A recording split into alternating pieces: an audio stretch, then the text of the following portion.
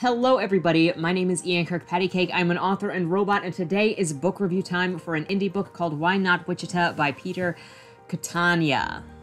We read this on Loinstream a couple weeks ago, and please pretend for right now that I am not at a different location, that the video is actually me centered in this with the green screen background, and that my lighting is not crap, please. I appreciate the use of your imaginations. Now, so before we get started, a couple of things. Number one, LBRY. August LBRY is still technically open for like 2 or 3 more days. Get it in before Sunday if you want to be included in August's LBRY. And number 2, check out Pitch Fit if you would like to have your book or your creative work pitched on this channel to help find potential readers. That will also be down in the description below. I guess I should say number 3, if you want to check out my upcoming novel, Bleed More, Body More, it is linked in the description below. Check it out over there on Goodreads, and if you follow me over on Instagram, I've got some stuff posted for where to find an ARC if you would like to get your fingers on an advanced reader copy of my supernatural thriller book. So hopefully, I'm in the phase where it's now reaching reader hands, and I'm nervous, and my stomach hurts, and that's just, it doesn't get any easier. But this is the phase of book release that is #HurtMeDaddy. Because it never gets any easier. Now, with all of that said, let's go ahead and get into the book review. Now, this book is about 100 pages. Depending on how you look at it, it's either a full-length middle grade or just a novella. I'll let you know what I think when we get to the end of this. And I guess from there, let's get into the story. So the main character, Miriam, is fighting a giant mandrake in the sky, mostly. There is a backflash of her graduating from the Ipin Academy. By the end of the next chapter, she defeats the mandrake. The mayor appears to thank her for saving the town again. Her boyfriend, Leon, appears to tell her that he was worried about her. From all of the town saving she's been doing, Miriam is from all of the town saving that she's been doing, Miriam is so tired. So she tells the mayor at that moment that she would like to go on a small vacation of about a week to 10 days. He tells her that she can't go because when she leaves, bad things might happen to the city, and then there would be nobody around to help the city. Everyone around her laughs at the idea of her taking a vacation, but she's like, dude, I'm serious. I'm peacing out. See ya. Miriam returns to her home to investigate where she wants to go on vacation. She determines Wichita, Kansas is the place to go because there is nothing going on there, and that is exactly what she wants so that she can just chill and do nothing in a boring town. Her boyfriend arrives at the house. She tells him that she's going on vacation, and he cries that she's leaving him, constantly rounding to the point of, "You're leaving me, though?" And she's like, "Yeah, for like 8 days. Chillax, bro. It's not like we're breaking up." He chills out, and she leaves. At the airport, she hands over her ID to board the plane, but her ID won't read in the scanner. She tries it a few more times, but it's rejected every time, and she's told that she can't fly. A man with no face, wearing a poncho, watches Miriam from a distance, informing someone that she is on the move. Miriam then tries to leave via the train station. Again, her IDs are rejected by a couple of drones. She spots a woman with a mohawk who offers to sell her some fake IDs so she can board the train if she'll answer just a couple of questions and pay her handsomely. Miriam answers the questions, but the mohawk ends up giving Miriam a warning.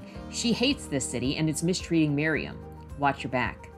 The mohawk chick makes a run for it. Miriam chases after her, but loses the mohawk chick in the crowd. Miriam's fake IDs actually happen to work. As she waits on the platform for the train, a couple of robot dogs appear and she is forced to fight them next. The train finally appears and she escapes the continuing onslaught of robots who want to fight her by climbing on. While on the train, she makes friends with an older lady, but tells pretty much everyone that they need to get off the train. Then, during one stop, 20 businessmen get on the train. When the train is moving again, the tension is so thick because everybody is waiting for their chance to attack Miriam. Somebody farts, and the fight between the 20 business dudes and Miriam ensues. They're all hit by barf batons, and it ends up as a compartment filled with vomit from all of the dudes who are now kind of passed out or knocked out on the ground in their own vomit. Miriam gets off the train at the next platform. She hangs around someone else on the platform. Another patron on the platform makes fun of her for how she looks and she's covered in vomit. She leaves the train platform. In the parking lot, the poncho guy attacks her with a giant steel eel, throwing her around. She flashbacks to her oath that she took She flashbacks to the oath she took when graduating from the academy and determines that she can fight this dude. Once she momentarily defeats him, she kicks on her flying shoes and decides that she's just going to fly the rest of the way out of town instead of taking, the train or the plane. After a bit, she lands in a grain pasture to look for water because she's thirsty. She's approached by a tank and what seems to be other military gear. Miriam takes them all down to find the mayor of her town inside. She asks the mayor why he won't let her leave town and why he keeps sicking hordes of robots on her to stop her. And why he keeps sicking hordes of robots at her. He says that he hasn't done any of that, and he says he might have disabled her IDs so she couldn't leave, but he had nothing to do with the robots. And everything that he did with the IDs was only because he was afraid of the damage that would be wrought onto the town while she was out on vacation. Miriam asks, well, if you're not trying to attack me, then why the tank and why are you here? And he says, Miriam asks, well, if you're not trying to attack me, then why are you here and why are you in a tank? And the mayor says, well, it's because the town is under attack again. He shows her a feed where a bunch of dog-faced chicken flying things are attacking the city. Eventually, Miriam decides to go back to fight those creatures, and in particularly because they've all collected around her house and have her boyfriend hostage. With the help from some dudes in fighter jets and her father making a surprise appearance, the creatures are eventually defeated, and right at the end of the book, she pops off to go back on her vacation journey. So that is the totality of this book. First, let me mention some of the good. This book was set up very well to do an episodic situation with an unseen enemy in whoever the Poncho Man is subservient to and wherever all of these robots and creature features are coming from. There's the possibility of so many different things and multiple outlets, multiple enemies to continue different stories and even to have one-off stories. This book actually reminded me of Powerpuff Girls and Codename Kids Next Door, which also could go with that episodic thing of having a bunch of enemies because the Powerpuff Girls had, him and Mojo Jojo and the Gangrene Gang and various one-offs that also came in to the town that they would then have to protect. So this actually set that up very well for something like that. And I actually think that this book would fit very well into the middle grade category for readers, if not for a couple of things. And I could have given it a better review if I was looking at it as a middle grade, but for a couple of reasons, I couldn't look at it as a middle grade, and I'm going to get into that right now. So the prose, humor, characters, and structure of this story felt much more appropriate to me for a middle grade book. That is, focused more on the immediate reactions to the situation with little or no reflection at all as to what is happening or has happened. The characters are fairly immature, the jokes are fairly immature, mildly exaggerated, and Miriam is sassy, defiant, and strong. Very appropriate for a middle grade character. As an adult book, she would tread on the Mary Sue power fantasy, but as a middle grade book, again, she would be more like the Powerpuff Girls. However, I can't actually recommend this book to middle grade readers because of Miriam's age. She's obviously an adult. She's expressed as an adult, and she lives with her boyfriend, and so I can't recommend something to middle graders where the main character is an adult living with her boyfriend. Personally, I just don't think that's age appropriate. Other people might not have that hang up, but I personally do. So, I'm not judging anybody for it, but it's just not what I can recommend for middle grade. And it's something that makes this unable to fit comfortably into the middle grade genre classification. Another thing with this book that also drops it into the middle grade for me and would make it even more perfect for the middle grade if not for the age and the live-in boyfriend thing is that Leon is whiny and sobby as Miriam is leaving, and that would make so much more sense if he was, kindergartner, a first grader, kind of like they are in the Powerpuff Girls. If he was younger, then the amount of whine that he has in that book when Miriam is leaving and it being the end of the world would make so much sense, because with younger readers and younger people, every little thing is like the biggest deal in the world. So Miriam leaving Leon for vacation would be such a bigger event in his life if he was a younger character. But as an adult, it just doesn't read well. And in fact, then it falls into one of my pet peeves, which is just male characters generally being presented as pathetic. My whole trope classification of weak, evil, or love interest, it's different if he was a kindergartner or a first grader. Now this gets a little more confusing when you look at the Amazon page, because the book is advertised for ages 5 through 18, and that is a huge reading group with huge variation. That's at least 3 or 4 different genre classifications between picture book, middle grade, young adult, and then there's like older and young adult, and I'm sure there are other genre, like age group genres in there that I'm missing because I don't have them all memorized. And so between that and the contents of this actual book, it seems like it didn't actually know who it was aimed at. So it had too much juvenility specifically to target adults or older readers, but also with the MC being an adult with a live-in boyfriend made it too mature for children. It didn't lean enough on adult humor to go into the Adult Swim parody style story or the Conker's Bad Hair Day style, and it didn't tone back the adult stuff enough to make it ideal for children. So on that note, the book doesn't have a clear market for me. Now, that's not to say people won't enjoy this and that you might not enjoy this, but the way that I look at books and the way that I categorize books and analyze books, I don't have a clear place to put this book. And it didn't have enough character stuff for me as an adult to enjoy it as an adult book. Like I said, as a children's book or a middle grade book, I could have recommended it or enjoyed it if not for those other issues. But because of those issues with the character's age and her living situation, it doesn't work. And as an adult, it just doesn't classify as adult fiction for me. And I didn't get enough out of it to enjoy it as adult fiction. But again, that doesn't mean that you won't and that it won't give you exactly what you want if you want a Powerpuff Girls type story. One thing that I think might have contributed to this is that the author is or was a filmmaker. So he might be looking at the rating system as a filmmaker rather than book genres, which would make sense for the much wider, 5 to 18, because movie genres or movie ratings are much wider swaths than book genres. But on that note, I'm just supposing that based on the background, and I can't say for sure. So this book also felt like it changed perspective randomly here and there, usually to expose the poncho man standing in the background. That is, it head hopped between paragraphs. But also knowing that the author is a filmmaker, this might be influenced by changing perspectives for camera, and it didn't necessarily work seamlessly with writing conventions to just jump from one paragraph to another paragraph. Again, this is, a personal preference for reading. A lot of people do head hopping. I am just not somebody that enjoys head hopping. So now if this was a crit group or an editing group, my recommendations would be this. Miriam should have lived with her dad, but he was out of town at the time, or she had the responsibility of watching the town, which is also why it would make it more pertinent that she not go on vacation. That would also make him showing up at the end of the book seem less random than it was, because her father really wasn't mentioned, and then they're suddenly in this final fight scene, and then her dad shows up and helps defeat the enemy. Her father, if she lived with her father and her father was out of town already doing something, it also could have contributed as to why the town was so nervous about Miriam leaving, because maybe Miriam never had problems doing her own thing before because her dad was there when she wanted to go, and now she was suddenly learning she had some kind of responsibility and she's not allowed to leave because she's covering for her dad.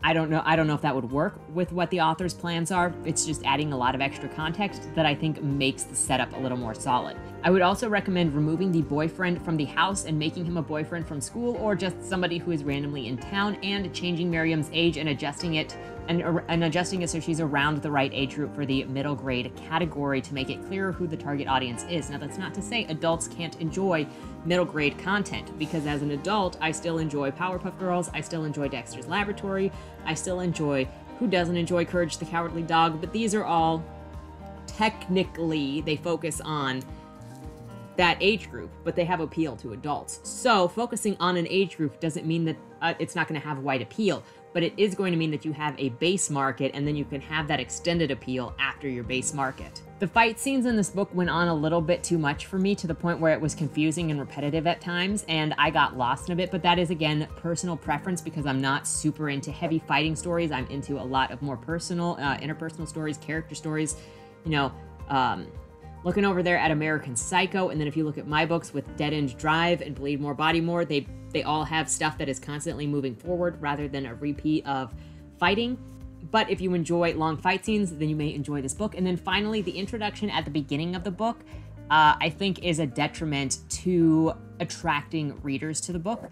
My recommendation for this would be to move the... So at the beginning of this book, there is a short essay about what inspired Miriam and her creation and how the author kind of moved forward with this character. My recommendation for that bit would be to move it to the end, because when I initially looked at this book, I was turned off from buying it because I didn't get to take an actual look at the storytelling and the type of story I was getting into, or what Miriam looked like, and instead I got the essay about the character I hadn't seen in context yet. And so I think it would actually be more helpful for potential readers to be able to see the book what the story is like, how the story is written, you know, it being a third person and all of that, to see the story and character in context before hearing about the inspiration. It also gives readers a chance to get to know the character, and then as they're questioning, oh, I want to know more about this, I want to know how she came to be, then it's there in the back. That could be personal preference. I would like to know what your guys' thoughts are on extra content and essays at the beginning of the story versus at the end of the story, because that is going to be a personal preference. But when I do a look inside, I want to see what the style of the book is to determine whether or not I'm going to like the writing style of the author. And if I'm just getting an inspiration essay at the beginning, then it's taking me away from seeing how the book is actually written before I purchase it. And that's not to say that those types of essays of extra content are unwanted or unnecessary or whatever for your books. The essay itself obviously shares how much the author loves their character. Generally, most authors do love their main characters specifically, but when an author is telling me how great a character is before the story even starts, rather than giving me a sample of the story, personally, it makes me a little bit iffy about the content. Like, why aren't you just showing me the book? Now, it's not a specific statement on Why Not Wichita.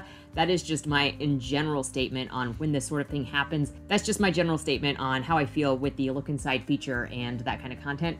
So I would love to know what all your guys' thoughts are specifically on that look inside feature and what you look for in the beginning couple of pages and what convinces you or doesn't convince you to purchase a book, so that I can get, you know, some perspective, maybe to read into books a little bit differently.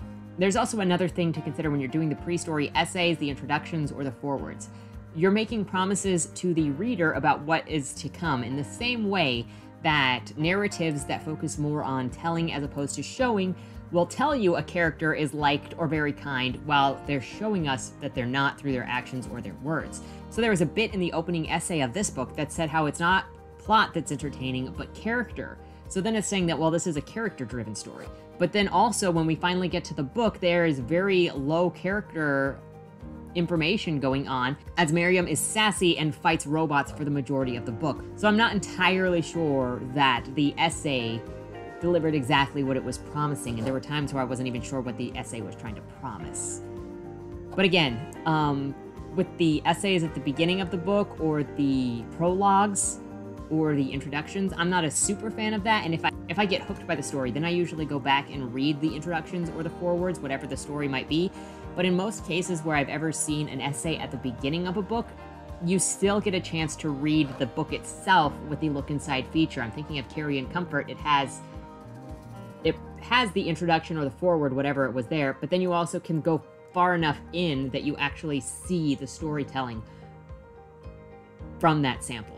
But again, this is all personal preference, and I'm not a super fan of trash-talking other types of storytelling to boost how yours is different.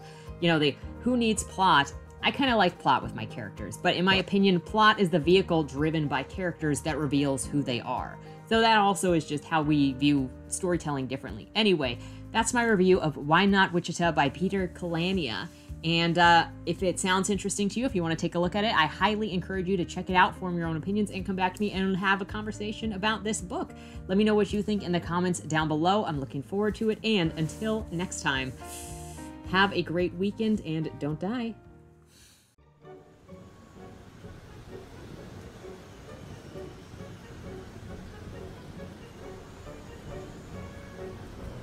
The only people who should come are those who want to meet their monsters. If this is what Agatha wants, I don't know how we can even dispute it.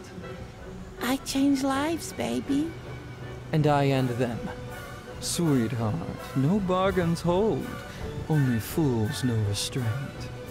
Only losers lose! I've been under the knife so many times, I'm practically immune to it. If your scissors are dull, may I recommend sharpening them with leather? I think I hit you. Mima says I must have a guardian angel.